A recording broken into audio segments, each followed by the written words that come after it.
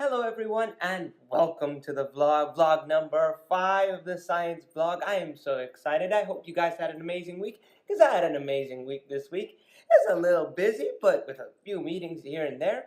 But man, it was a great week. I hope you had an amazing week just like me. And I hope you guys really enjoyed the brain vlog that we did last week where we talked all about some of the lower parts of the brain and how those impact our lives, how that can, help our heart to beat, how our lungs to breathe, and in some cases to suppress pain, which is super interesting.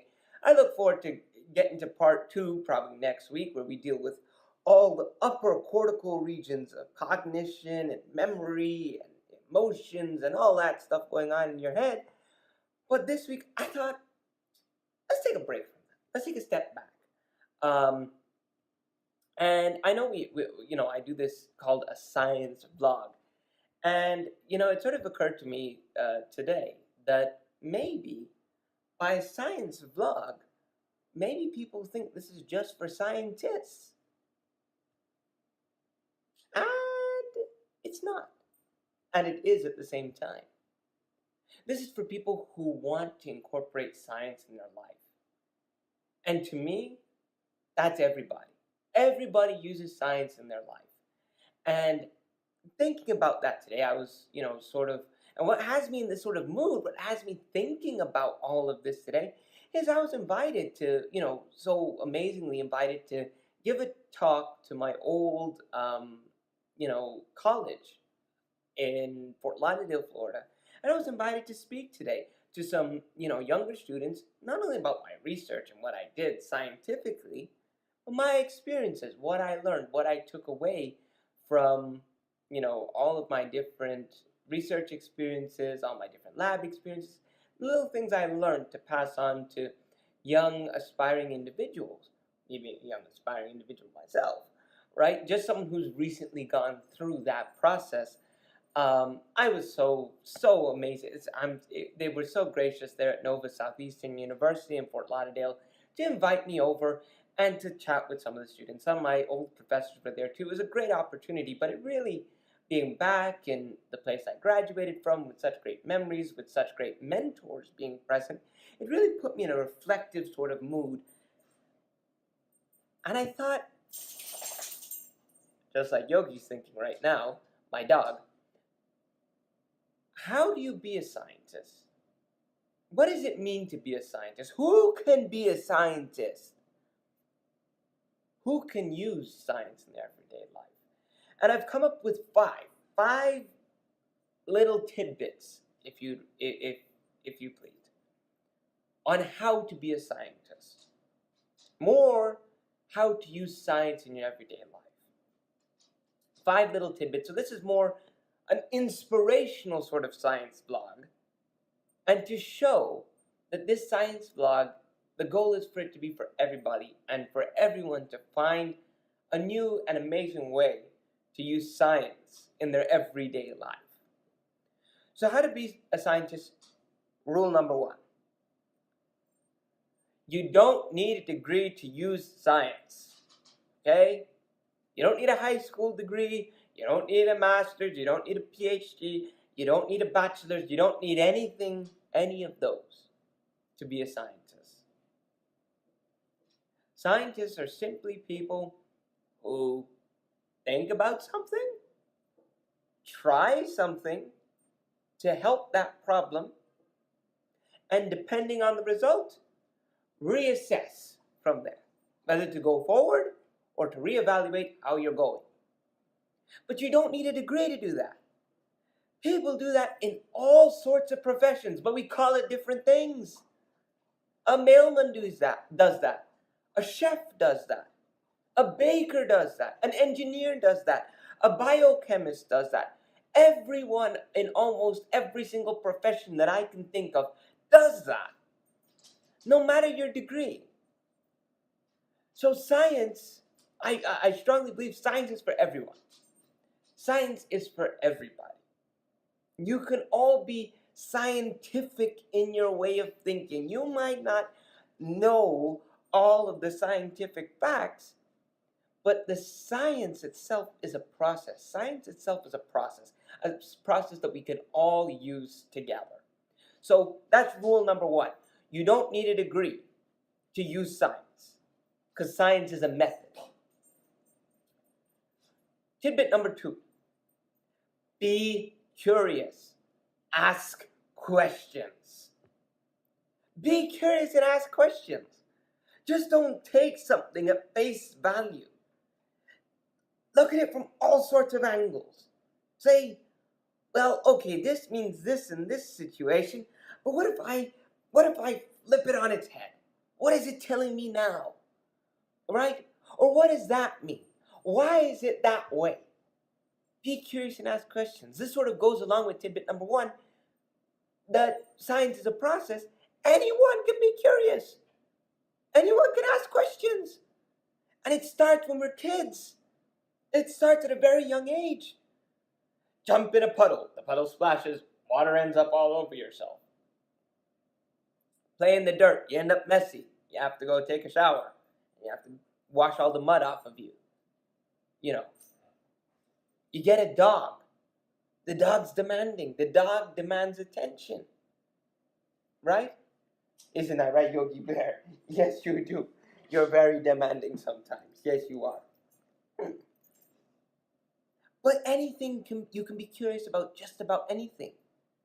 But over time, because we're so busy with our everyday lives, I think we stop asking questions, don't we, Yogi? Yeah, we do. We stop asking questions. We're just satisfied with what we know. And we don't want to learn anything else. To me, never stop being curious. Always ask questions. Because that's how you're going to learn more about your world. That's how you're going to learn more about the world. So be curious and always ask questions. And never be too worried about asking a silly question. Because normally, not asking the question is more silly than asking the question. So don't judge yourself too harshly. Be curious and ask questions of people. Number three, tidbit number three. Believe in yourself. The confidence in yourself. But be mindful of yourself at the same time. Believe in yourself and the confidence. Don't think, well, I don't know, and it will take, I'm not so certain, and because I'm not certain, I don't know where to go. It's okay, you're not certain, but choose a direction. That's the exciting part. You'll figure it out from there. Choose something and then reassess. Be curious. Don't be afraid. Believe in yourself. Take that confidence step. Take that step forward and do something. Be curious in your exploration and then reassess. This is taking those three tidbits and putting them all together. 3, 2, 1, just like that. But be mindful of yourself. So believe in yourself, have confidence in yourself, but make sure that confidence doesn't turn into arrogance. Because in my experience, I've seen some people who, man, they really believe in themselves, but I don't think they're too mindful about what they're doing, right? There's some people that, in my experience, I've seen scientists berate colleagues, not even students. I mean, students, you understand, like, I could even say, okay, maybe you don't have a very tactful way of saying something to somebody, but a colleague, someone who's, and berate them, man, don't do that. Don't be mean to someone. Believe in yourself. But remember to be polite and to be courteous and to be respectful of others while you believe in yourself. Isn't that right, Yogi Bear? He agrees. He agrees, 1,000%. Number 4, listen to what others have to say, even if you don't like what they're saying. Now, this is a hard one. This is one that I got to try to work on, right? That's me. I really have to try to work on that, right? But we all have something to work on. It's okay. We're not all perfect. But listen to others. and this is what really got me reflecting while I was at Nova. I was all set with what I wanted to do my senior year of university. I knew where I wanted to go. And a trusted mentor came to me and said, and was honest enough to tell me, look, I'm so excited for you about where you're going to go and the professional program you want to go into, and you're going to get a scholarship there. That's great. But I don't think that's meant for you. And look, I want to help you. I want to not just, drag you down, but I want to help you. But you have to decide if you want that for yourself. And in that moment, I was shocked. I was like, oh, what do I do? But I had to believe in myself a little bit. And I had to listen to what the other person had to say. And I said, there's so much merit. I feel in my heart deeply that there's so much to what this person has had to say to me. I'm going to take a chance. I'm going to take a chance. I had to believe in myself to take a chance. I had to be curious, taking a chance, because you have to find out where to go. You're in uncharted territory then. And I had to reassess. I had to use a scientific method. 4, 3, 2, 1. See how these things build on each other?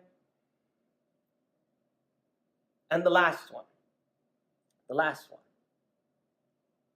Learn from every experience. Whether you consider it a success or a failure, always learn from your experiences.